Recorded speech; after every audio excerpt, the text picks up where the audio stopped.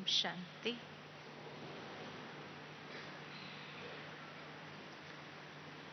विशेष बाप दादा ने पिछले टर्न में दादियों से जो मुलाकात की, उसमें दादियों से यही रूहान किया कि अब योग की स्थिति को और पावरफुल बनाए। योग बहुत कम हो गया है।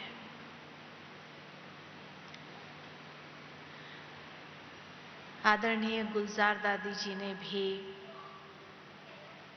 यही रतन मोहिनी दादी जी को सुनाया कि योग की स्थिति को पावरफुल बनाए।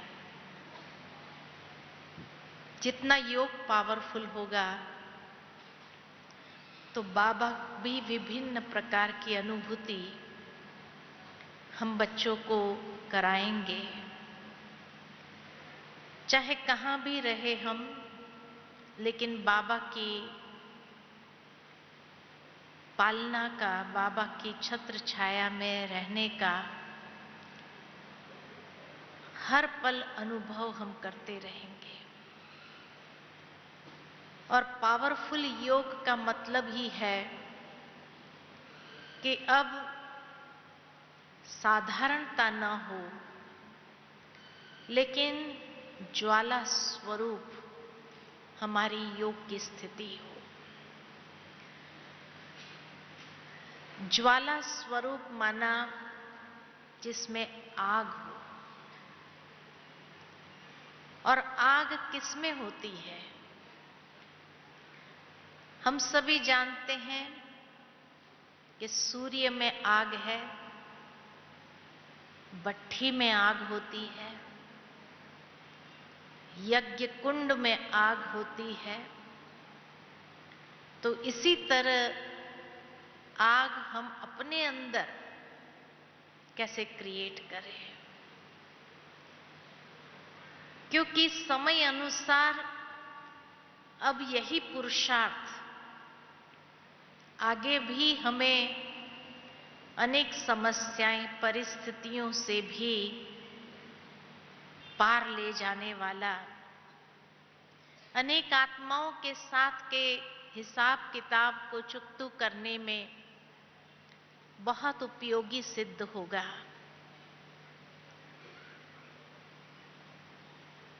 तो सूर्य में जैसे आग होती है, उसके लिए हम कोर्स के समय एग्जाम्पल देते हैं हर एक को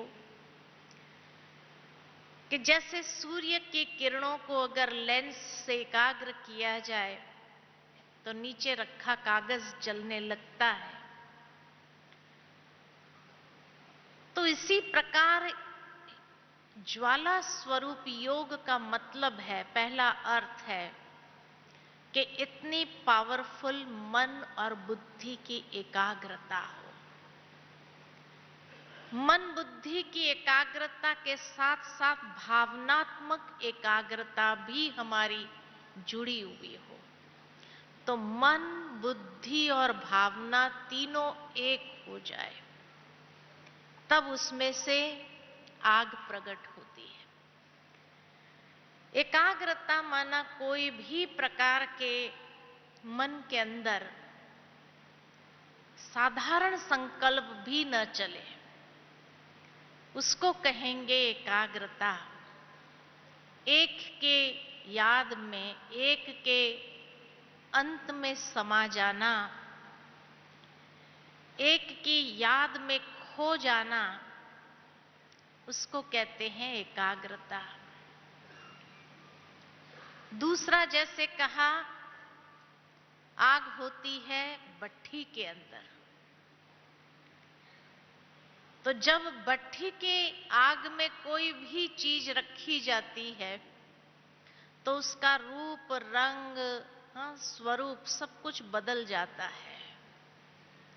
ठीक इसी तरह हमारी भी ये भट्ठी है। और इस भट्ठी के अंदर परिवर्तन होने के लिए हमें भी अंतर्मुखी होने की आवश्यकता है। तो दूसरा, आग को क्रिएट करने के लिए अंदर जाना होगा। जैसे भट्ठी के अंदर पड़ते हैं, बाहर से दरवाजा बंद हो जाता है, ओवन में देखा जाए तो भट्ठी अंदर जलती है, चीजें अंदर पकती हैं, लेकिन बाहर का दरवाजा जैसे बंद हो जाता है। तो बाह्य मुखता से भीतर अंतर्मुखी हो जाना, उसी से हम अपनी ज्वाला स्वरूप स्थिति क्रिएट कर सकते हैं। तो जिसका बेस है अंतर्मुखी होने के लिए विशेष मौन, यानी मन का भी मौन, शांति की इतनी गहन अनुभूति के अंदर हम समा जाए। खाली मुख का मौन नहीं, लेकिन मन का भी मौन हो जाए। इतनी गहन वो स्थिति अंदर ही अंदर, हमारी गहराई वाली स्थिति हमारी अंदर चले। जैसे दुनिया के अंदर ज्वाला देवी का मंदिर होता है, आप लोगों में से कई लोग तीर्थ पर गए होंगे और ज्वाला देवी के मंदिर में गए होंगे। तो कहा जाता है कि वहां एक कुंड है और उस कुंड को देखो तो ऐसा लगता है पानी खौल रहा है, एकदम उबल रहा है। लेकिन अगर नजदीक जाकर के हाथ डालो तो पानी बर्फ से भी ठंडा होता है। भावार्थ ये कि ज्वाला स्वरूप स्थिति को क्रिएट करने के लिए अंदर इतनी गहन शांति की स्थिति हो, मन की मौन की स्थिति, मन के अंदर कोई भी प्रकार के संकल्प विकल्प न चले, इतना अंदर में समा जाए, खो जाए, वो आधार है ज्वाला स्वरूप, और उसी का ही यादगार शायद ज्वाला देवी है। हम सभी वो साक्षात ज्वाला देवी है, और ये ज्वाला देवी तभी बन सकते जब अंदर में इतनी शीतलता समाई हुई होगी। तीसरी बात, जैसे कहा कि योग की अग्नि को प्रकट करने के लिए चाहिए लगन। बहुत सुंदर बात याद आती है कि लगन जब लग जाती है और लगन में मगन होते हैं तो अगन क्रिएट होती है। लगन में मगन होना पड़ता है। तो लगन कौन सी लगनी चाहिए? लगन माना बाकी सबसे न्यारा, उपराम और एक के उसमें समा जाना। दुनिया के अंदर जब किसी की सगाई होती है, विवाह होता है, उसको कहते हैं लगन। लगन है ना? और जहां लगन हुआ, माना वो समझ लेते अंदर में कि अब इस व्यक्ति से हमारा नाता है, रिश्ता है, और उस रिश्ते की स्मृति से ही जैसे अंदर में लगन लग जाती है। तो इसी तरह हमारा भी सर्व संबंध बाबा से है, लेकिन विशेष ज्वाला स्वरूप स्थिति के लिए कौन सा संबंध चाहिए? माता पिता वाला संबंध नहीं चाहिए, टीचर वाला संबंध नहीं चाहिए, गुरु वाला संबंध भी नहीं चाहिए, लेकिन लगन लगाने के लिए साजन सजनी का संबंध बहुत जरूरी है। और इसलिए जब हम ये रिश्ते को, ये संबंध को अंदर में पक्का कर लेते कि हम शिव बाबा की सजनी है, और उस सजनी रूप में अपने आप को जब देखने लगते हैं, तो लगन हमारी लगने लगती है कि उसके बाद जैसे बुद्धि के अंदर उसी की याद, दुनिया में जैसे एक बार लगन हो गया, लगन होते ही याद शुरू हो जाती है। फिर कहां भी बैठे होते हैं, कहां भी कोई भी स्थिति क्यों न हो, कोई भी परिस्थिति क्यों न हो, लेकिन उस व्यक्ति की याद में समा जाना, खो जाना, कि पास में से कोई गुजर जाए तो भी पता न चले, उसको कहा जाता है लगन। बाबा कई बार बांधेलियों की लगन की बात करता है, क्योंकि बांधेलियों के लिए जैसे शिव बाबा ही सब कुछ है, शिव बाबा ही मेरा संसार है, और उस कारण से वो जहां भी होती है, बंधन के कारण उसकी लगन बाबा से इतनी अटूट हो जाती है। तो लगन जहां लगी माना वहां टूटना नहीं होता है, अखंड होती है। वो लगन यानी वो याद अटूट, टूटने वाली नहीं, अभी टूटी, इधर उधर बुद्धि गई, फिर वापस जोड़ा, ये नहीं। जहां लगन लगी माना अटूट निरंतर याद आरंभ हो जाती है, और निरंतर याद होने से ही मग्न स्थिति,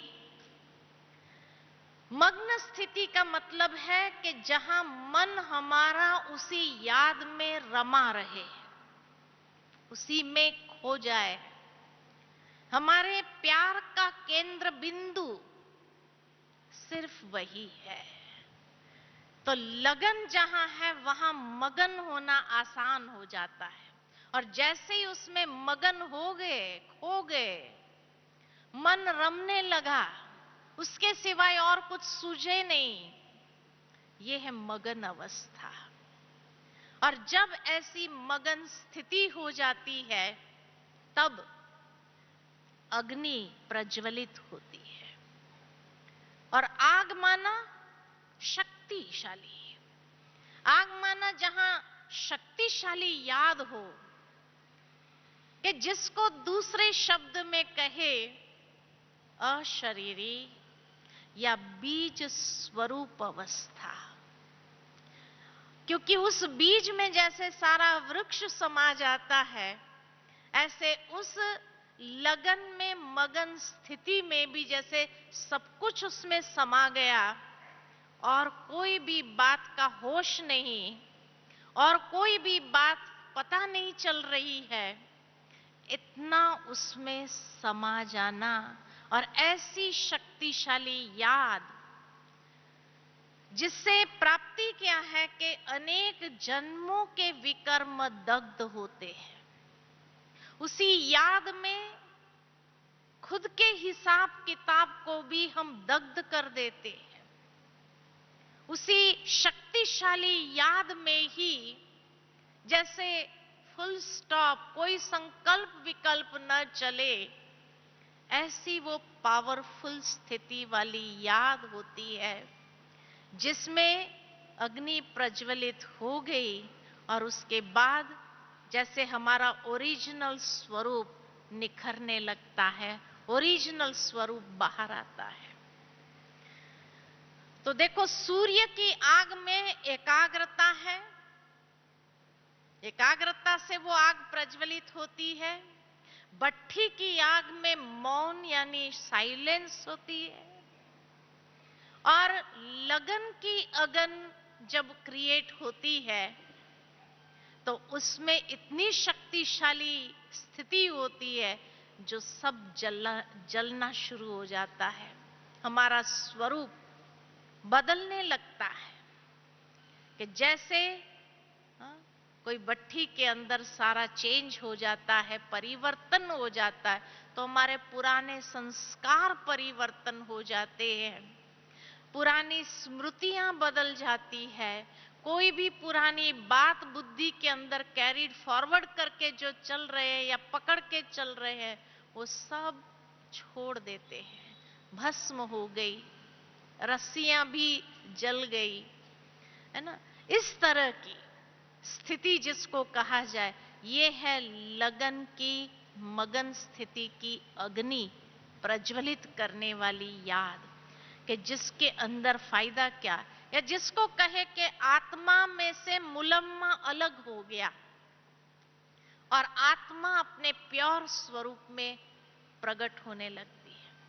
लेकिन उसके लिए ये धुन बहुत जरूरी है कि बस अब इस दुनिया से उपराम, ये अगन को क्रिएट करने के लिए जितना उपरामता की स्थिति हमारी है, देह और देह के आकर्षण या अनेक प्रकार के दुनिया के आकर्षणों से भी बुद्धि उपराम है, उतना ये अगन को क्रिएट करना आसान होगा, ये स्थिति को बनाना आसान होगा। और चौथी आग होती है यज्ञ के अंदर, यज्ञ कुंड के अंदर। तो ये ब्राह्मण जीवन हमारा यज्ञ है। जैसे यज्ञ के अंदर जौ तिल घी स्वाहा करके उसमें आग होती है, उसमें स्वाहा करते हैं, इसी तरह हमारा ये जीवन एक यज्ञ है जिसका शुद्धिकरण हो रहा है। दुनिया में लोग यज्ञ करते हैं, जौ तिल घी स्वाहा करते हैं, तो कहते उससे वातावरण की शुद्धि होती है। सारे वातावरण में एक ऐसा वाइब्रेशन फैलता है कि जिस वाइब्रेशन से एक खुशबू, चारों ओर वो घी को स्वाहा किया, जौ तिल को स्वाहा किया, तो उसकी खुशबू ऐसे फैलने लगती है कि पूरा वातावरण में एक एरोमा फैल जाता है, एक ऐसा चार्ज हो जाता है, नकारात्मकता उसमें से खत्म हो जाती है और पॉजिटिव एरोमा क्रिएट हो जाता है सारे वातावरण के अंदर। ठीक इसी तरह ब्राह्मण जीवन ये यज्ञ है जिसमें हम जौ तिल घी यानी अपना तन मन धन बाबा के इस ज्ञान यज्ञ के अंदर स्वाहा करते हैं। अपने जीवन को भी जैसे संपूर्ण जीवन माना ही तन मन धन, उसको संपूर्ण रीति से स्वाहा कर दिया। और उसमें अग्नि जो है, तो अग्नि कौन सी है इस यज्ञ के अंदर? अग्नि है पवित्रता की अग्नि। और ये पवित्रता की अग्नि के अंदर जब ये तन मन धन को स्वाहा करते हैं तो उससे शुद्धिकरण, तन मन धन का शुद्धिकरण हो गया। यानी उसमें से नकारात्मकता, जो विषय विकार है, वो सब जलने लगते हैं। उसके अंश मात्र भी उस पवित्रता की आग में जल जाते हैं और नेगेटिव वाइब्रेशन मन के अंदर जो है उसको जला देते हैं। परिवर्तन की प्रक्रिया आरंभ हो जाती है हमारे तन मन धन की, हमारे जीवन की। और उस पवित्रता की अग्नि से पॉजिटिव एरोमा जैसे सारे वातावरण के अंदर फैलने लगता है, खुशबूदार बन जाता है।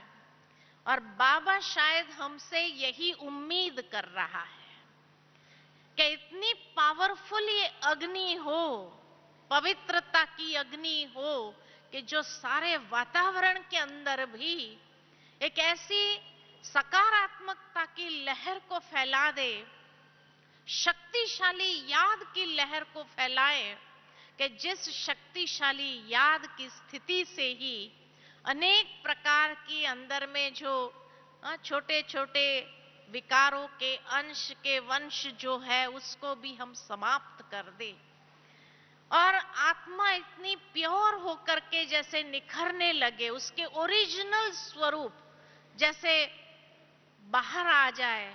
जो हमारा ओरिजिनल स्वरूप है कि आत्मा ओरिजिनल परम धाम में जो पवित्र स्वरूप में रहती है, तो वो ओरिजिनल स्वरूप हमारा निखरने लगे।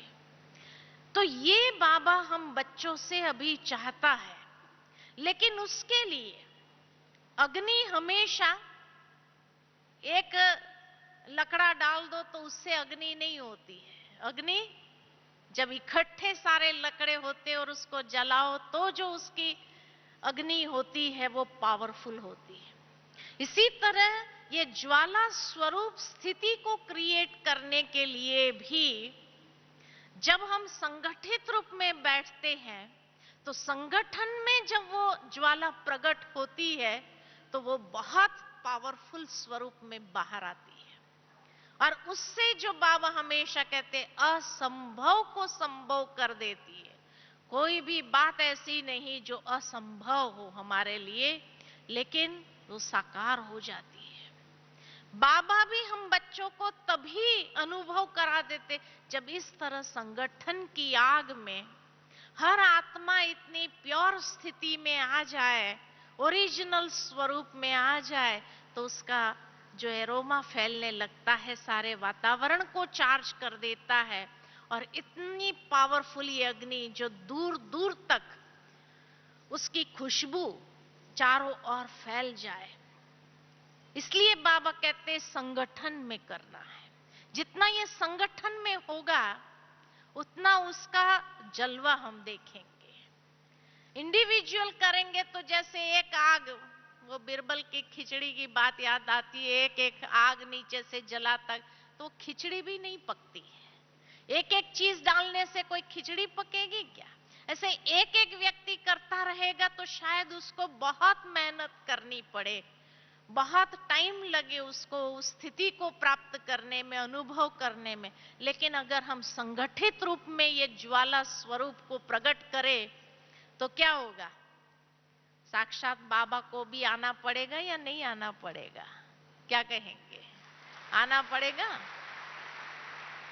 कि यहां से बंबई तक वो ऐसी खुशबू चली जाए जो दादी को भी क्या मन हो जाए कि उस संगठन में मैं पहुंच जाऊं, जहां बाबा के बच्चे इतने पहुंचे हुए हैं तो मैं भी वहां पहुंच जाऊं। ऐसे खींच करके दादी भी आ जाए, शक्ति प्राप्त हो जाए दादी को भी। हम सभी ब्राह्मणों की 25,000 ब्राह्मणों की शक्ति दादी को मिले और वो भी ज्वाला स्वरूप की, तो वो असंभव को संभव नहीं कर सकती है? जरूर कर सकती है। इसीलिए दादी जी ने हमारे ऊपर छोड़ा था। सुबह में रतन मोहिनी दादी भी जब कह रहे थे तो इशारा हम सबकी ओर था कि अब आप लोगों की योग की शक्ति क्या नहीं कर सकती है, ये कमाल हमें करके दिखाना है। तो ऐसा योग लगाएंगे ना, हम सभी लगाएंगे ना ज्वाला स्वरूप। कमेंट्री हम देते जाएंगे और सब एक ही संकल्प में साथ साथ चलेंगे और साथ साथ इतना पावरफुल वो वाइब्रेशन बना देंगे कि उसकी खुशबू बंबई तक जानी चाहिए। बंबई तो क्या, परम धाम तक जानी चाहिए, जो बाबा भी ऊपर से नीचे आ जाए। पिछली वाणी में बाबा ने हम बच्चों को एक बात बहुत बार रिपीट करके कही थी कि बाबा भी बच्चों के बिना नहीं रह सकता है और बच्चे भी बाबा के बिना नहीं रह सकता है। तो बाबा भी नहीं रह सकते हैं, लेकिन बाबा को वो खींचने वाली पावर चाहिए। तो हम सभी बच्चों को आज ये प्रत्यक्ष कर देना है कि बाबा, सिर्फ आपका प्यार हम बच्चों के लिए है, ये तो मालूम है, हम सबको अंडरस्टूड है, लेकिन हमारा प्यार भी आपसे कम नहीं है कि नहीं? हमारा प्यार भी इतना है जो ऊपर से भगवान को भी नीचे खींच करके ले आए। इतना पावरफुल हमारा भी प्यार है, लगन है, और वो लगन की अगन हम जरूर क्रिएट करके ही रहेंगे। और इसीलिए संगठन में जब वो करते हैं तो जैसे एक किला बन जाता है और किले के अंदर हम भी सुरक्षित रहते हैं और किले से जो अग्नि पर, उसका सामना कोई नहीं कर सकता, दुनिया की कोई आत्माएं भी उसका सामना नहीं कर सकती। और वैसे भी कहा जाता है कि राजा के लिए तो किला ही चाहिए, राजा के लिए कोठरी नहीं होती है, राजा के लिए किला होता है।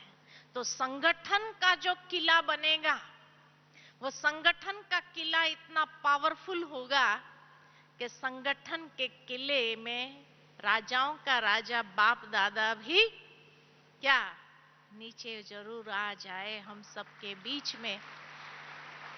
हम सबकी जो अंदर की मनोकामना है, जो इच्छा है कि बाबा जरूर आए, तो हमारी अंदर की वो वृत्ति इतनी पावरफुल हो, मन की स्थिति इतनी पावरफुल हो और शक्तिशाली हो।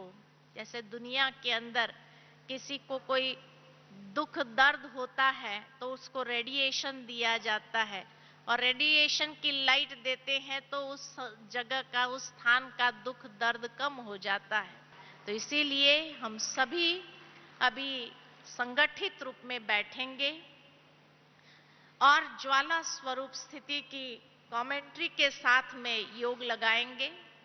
मैंने इसीलिए इस चीज को इतना विस्तार नहीं किया, क्योंकि विस्तार को जितना करते जाओ उतना कम है, और वैसे भी ज्वाला स्वरूप स्थिति अनुभव करने की है, उसको शब्दों में बांधना शायद मुश्किल होता है।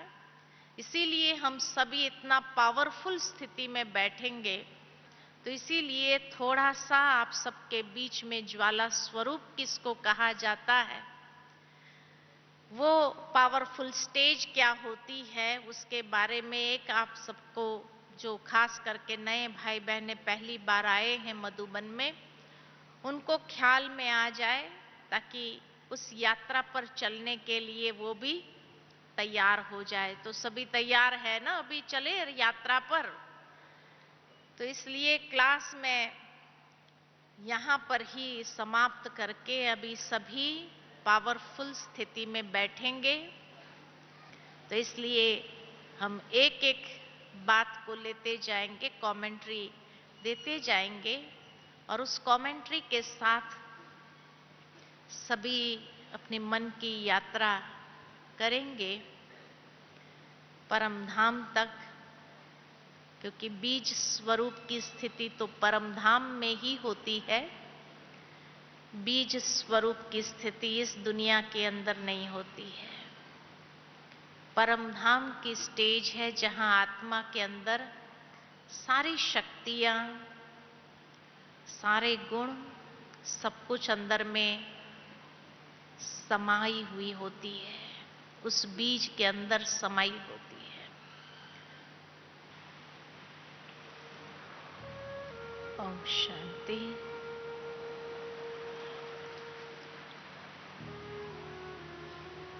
अपने मन,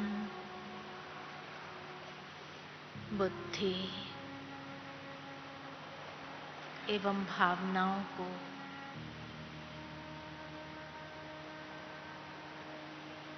बाह्य सभी बातों से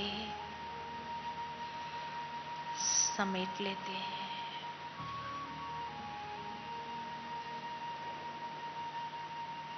और अंतर्मुखता की गुफा में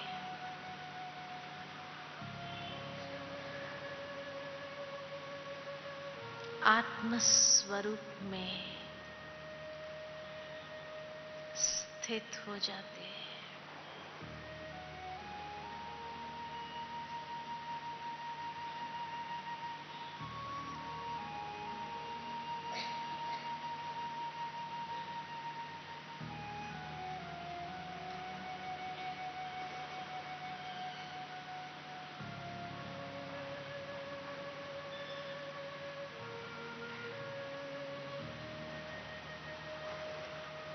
मैं आत्मा शीतल स्वरूप हूँ।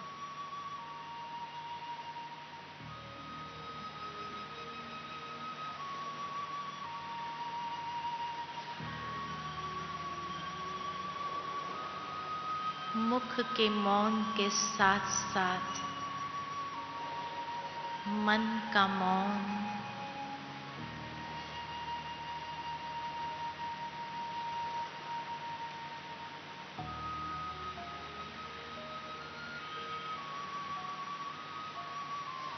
कोई संकल्प विकल्प न हो,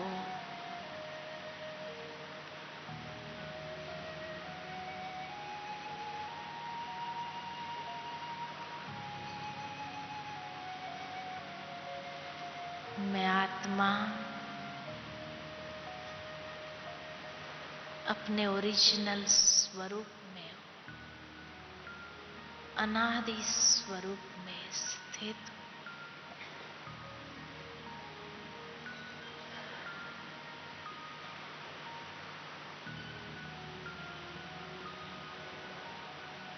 धीरे धीरे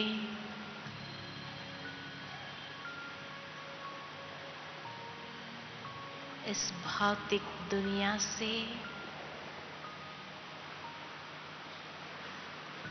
देह और देह के आकर्षणों से उपराम होती जा रही है।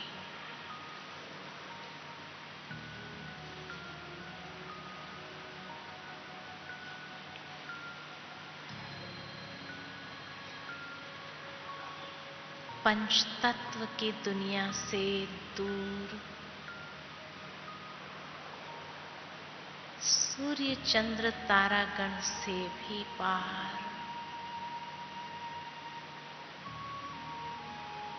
बस अपने घर जाना है।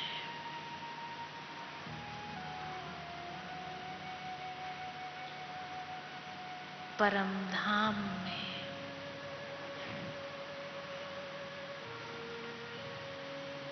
अंतरचक्षु से स्वयं को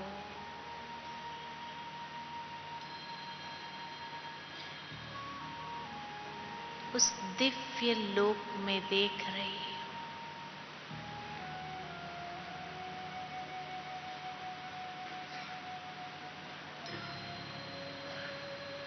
जहां चारों ओर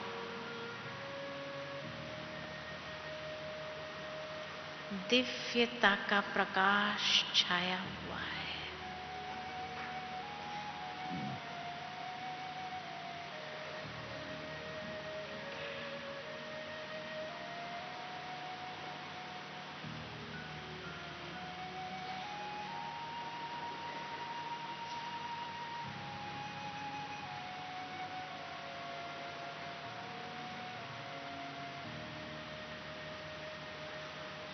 मैं आत्मा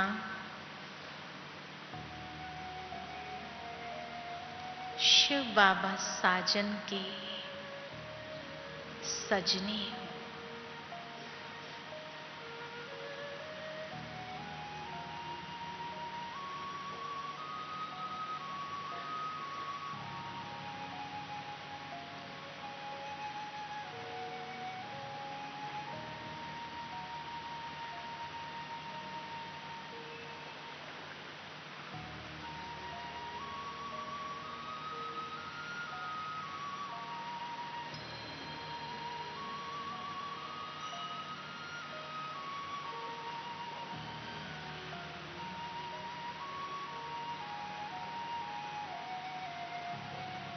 मेरे साजन परम पवित्र है।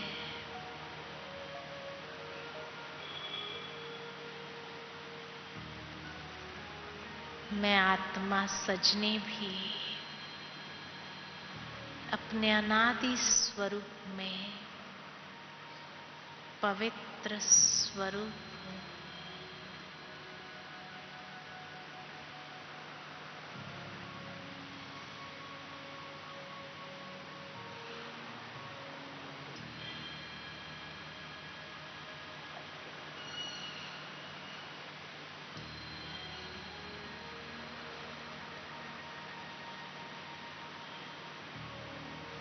मेरे प्रियतम,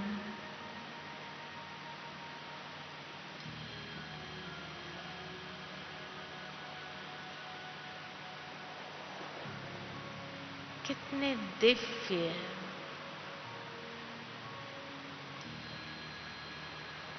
चारों ओर दिव्यता की प्रकाश फैला हुआ है।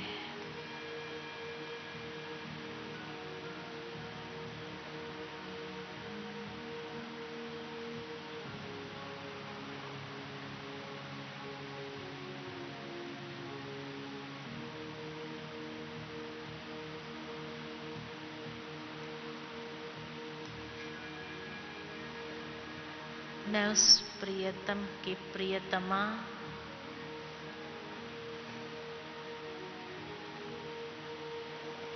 उसके सानिध्य में स्वयं को देख रही हूं।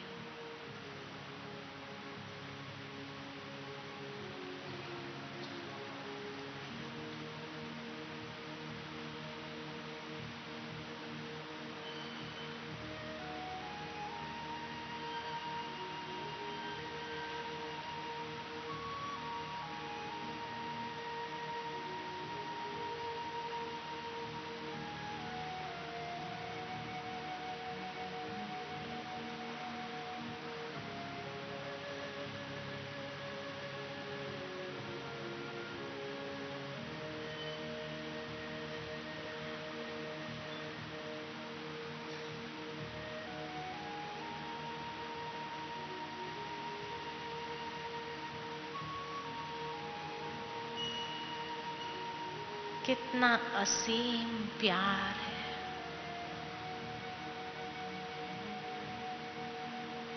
मैं स्वयं पर अनुभव कर रही हूं।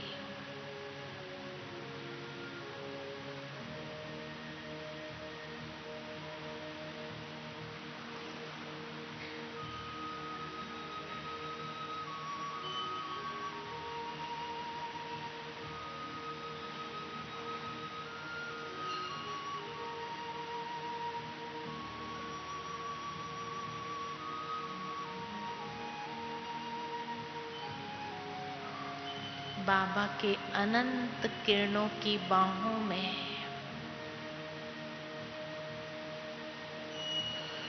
मैं समा जाती हूं।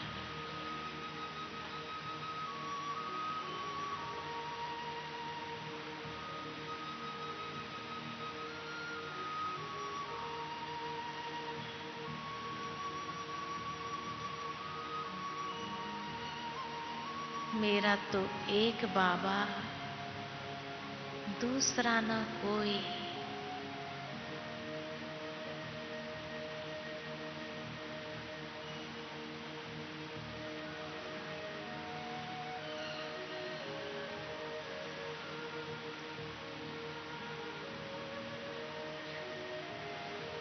मैं आत्मा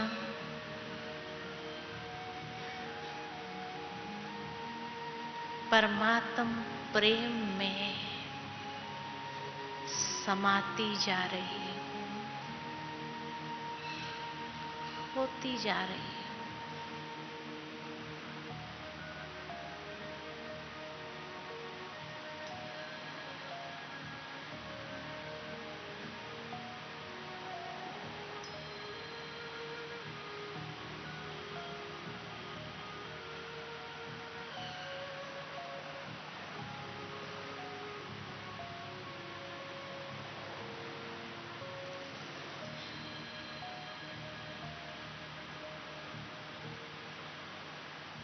समा जाओ, खो जाओ परमात्म प्यार में।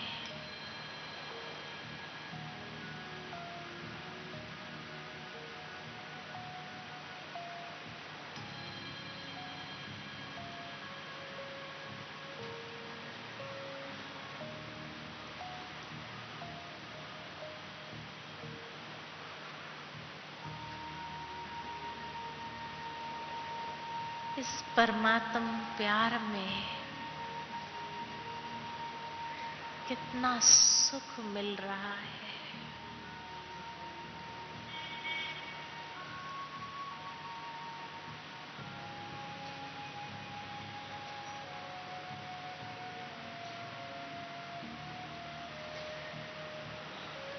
कितना सुकून अनुभव कर रही है।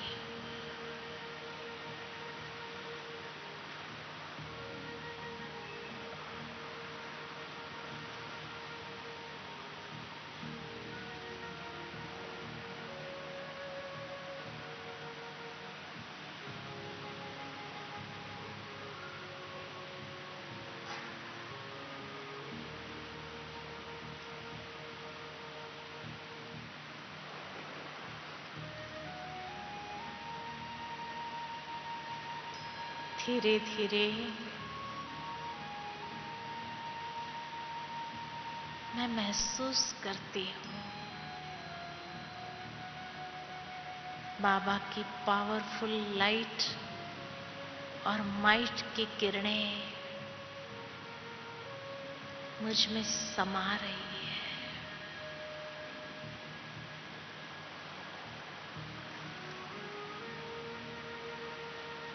और मैं आत्मा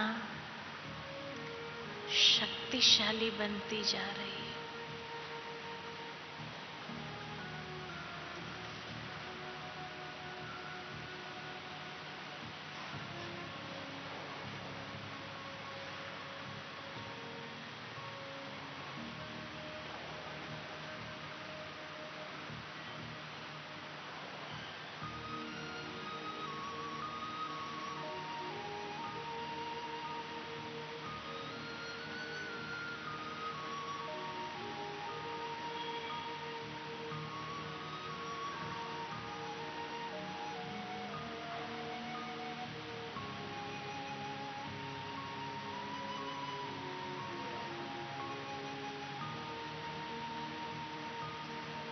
मैं आत्मा इस लाइट और माइट की किरणों से शक्तिशाली बनती जा रही हूँ।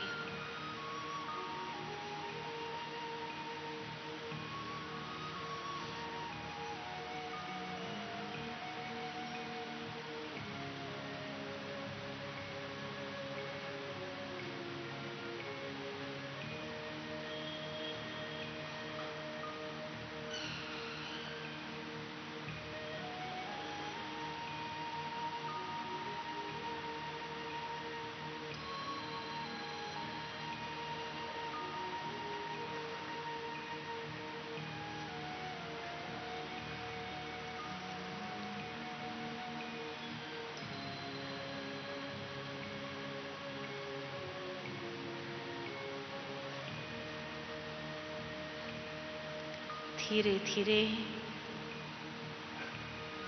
स्वयं को एक बीज स्वरूप में समा लेती हूँ।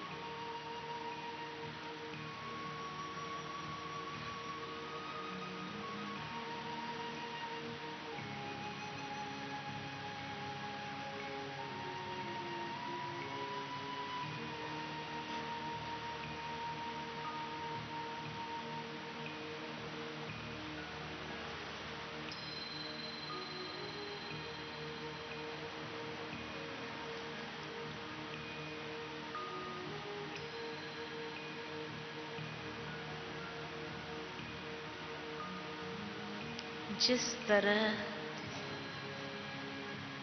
बीज में सारा वृक्ष समाया हुआ होता है, मैं आत्मा भी शक्तिशाली बीज की तरह हूँ।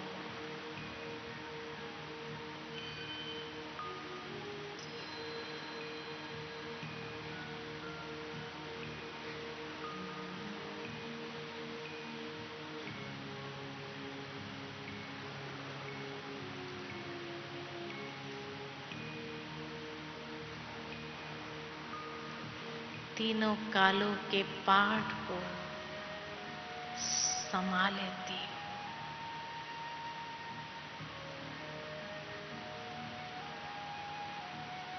बीज स्वरूप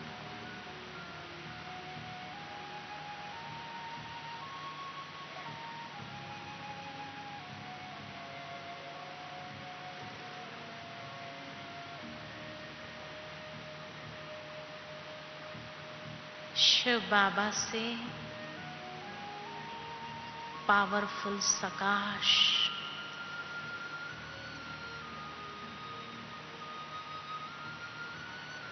प्राप्त करते ही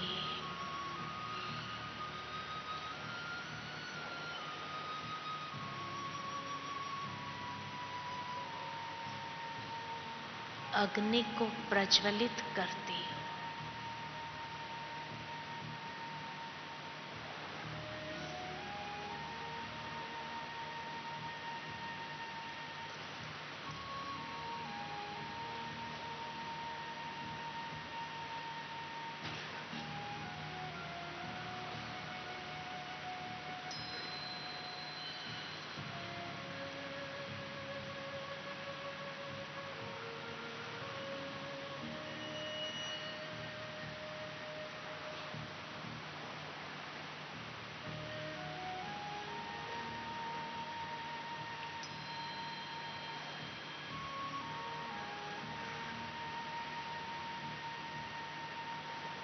जिस अग्नि में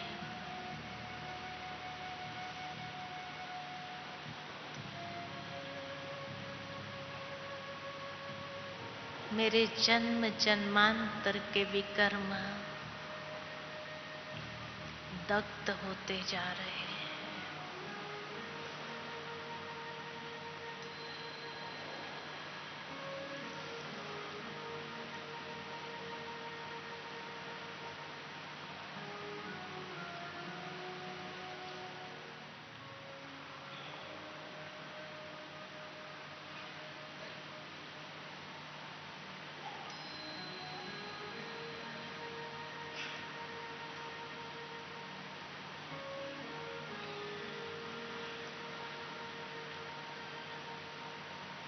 जिस योग की अग्नि में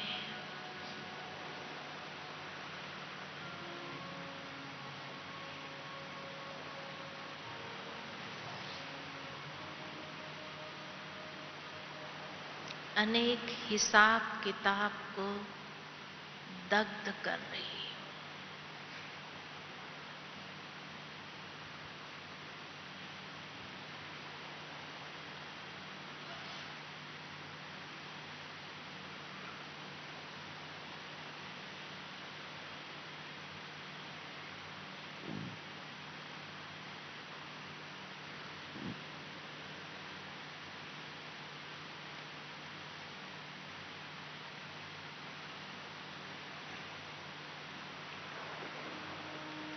इस ज्वाला स्वरूप स्थिति में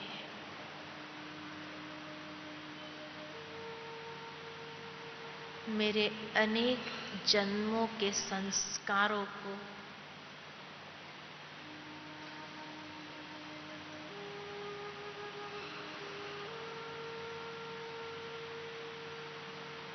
परिवर्तन कर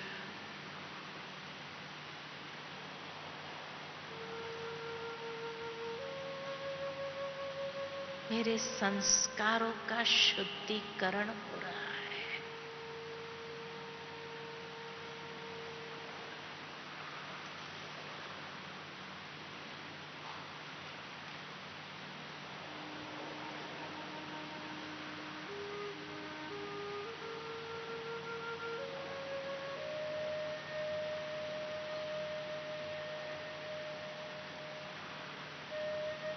मेरे मन का किचड़ा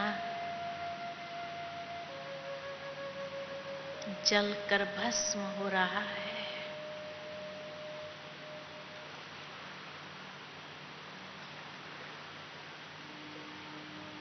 मन शुद्ध होता जा रहा है।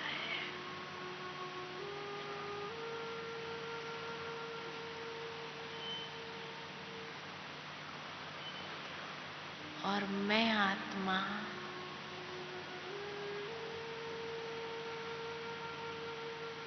शुद्ध, पवित्र, निर्मल स्वरूप में स्वयं को महसूस कर रही हूं।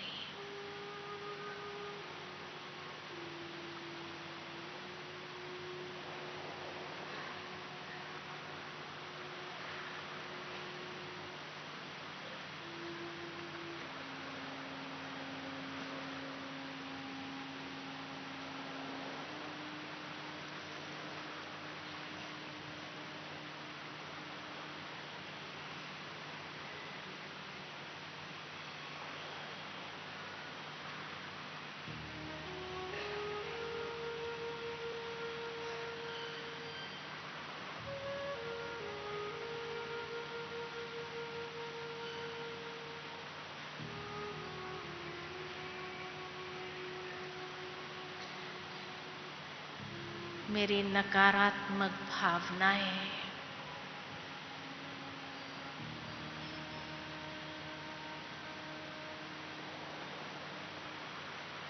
नकारात्मक स्वभाव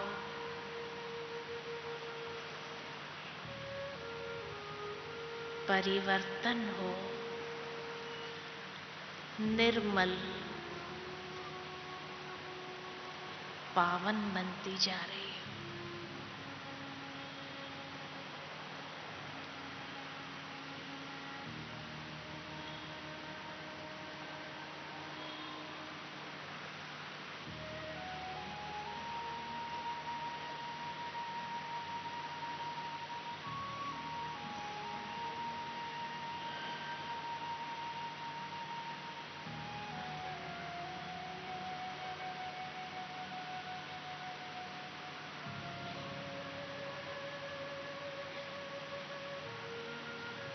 कितना दिव्य स्वरूप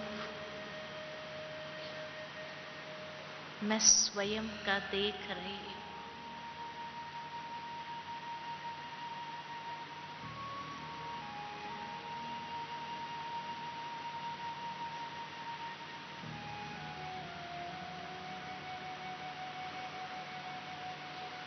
मेरे चारों ओर सुनहरा प्रकाश का प्रभा मंडल देख रही हूं।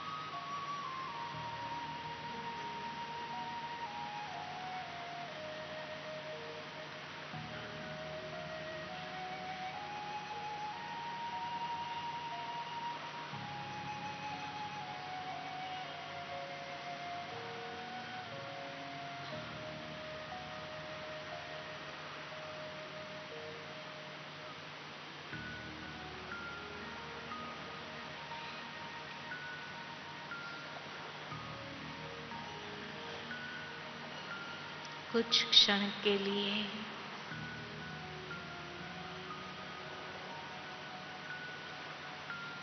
बाबा के संग इस दिव्य स्वरूप में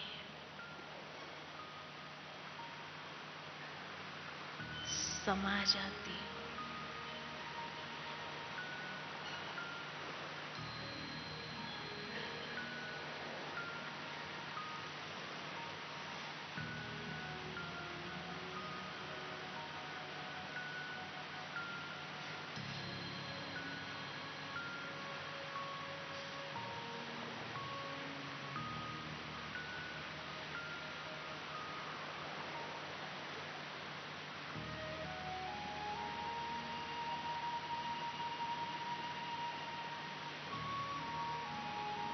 कितना हल्कापन,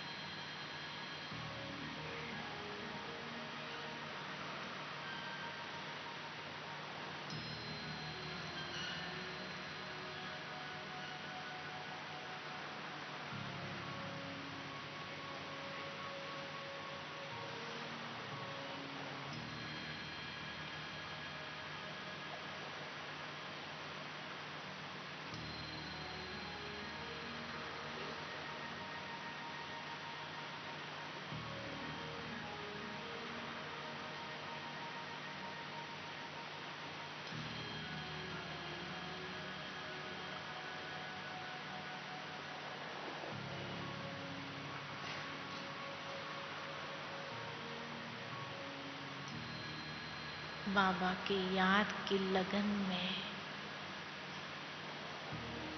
मगन होती जा रही है।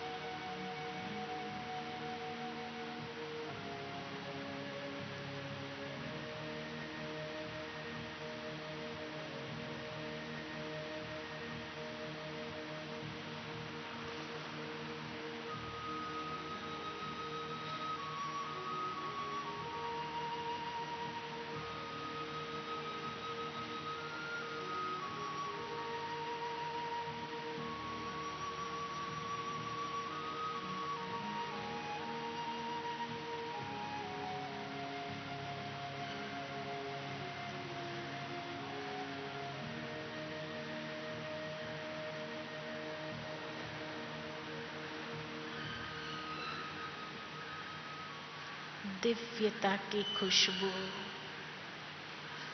चारों ओर फैल रही है।